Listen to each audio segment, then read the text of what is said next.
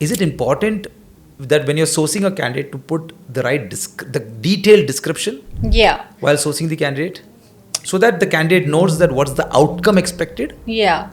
Look, I think recruitment, most people think that that is the beginning of At least for me, I thought that was the beginning. okay, so let's maybe break that down a little, right? That is not the beginning. Okay. There's things that you need to do even before you decide that I'm going to recruit some person.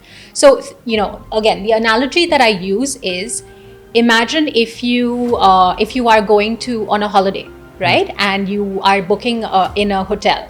People, if you use the same analogy, they'll say, okay, getting a guest is most important. But if you think about it, there's a lot of preparatory work that needs to happen before you have your first guest, right? 100%. It's exactly the same thing.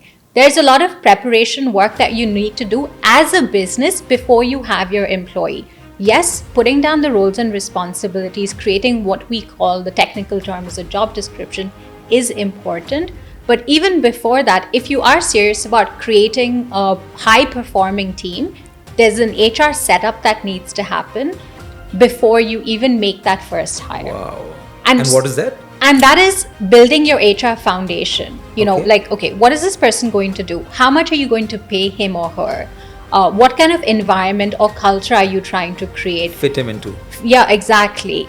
So there's building that foundation is key before you even make your first hire. You can do it in parallel, probably, in a small business world. Sometimes it's not practical to do everything before you make your first hire. You can do it in parallel, but there's a step that before that, that I'm sure, Elrona is the one who actually supports the delivery of all of our services to our clients. I'm sure she'll elaborate on that even further. Yeah, thank you.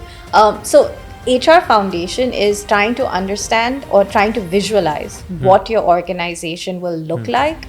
And before you even think of the person, you think about the role and how will I support that role to deliver what I want for my business. So you have to create that full circle experience before you go out and hire. So it's that architecture that you create. Exactly. Like you create a blueprint, you create a foundation that is strong enough to welcome new people and let them be nurtured and grow, and you're able to retain. So like in a development, where is the living room, and so you have a complete architecture of where he's coming and boarding himself. Yeah, so like where we are boarding him. Think of day one, right? When you've selected your employee, they come, and then what? What if happens you're not then? clear about, if you're not clear, like where are they going to sit? Do they have the right tools? Are you managing that first? Are you giving them? Do they understand enough about your company? Do they understand enough your clients? Do you understand enough about your company to able to share what your vision is? Because in the beginning years, as a SME or as when you're starting to hire, they come not for the company brand, because that's not necessarily what is known in the market. They're not coming for the salary net. They're coming because they believe the owner. They believe in that vision. They buy into that. I will grow with this guy. I have opportunity. This company has potential.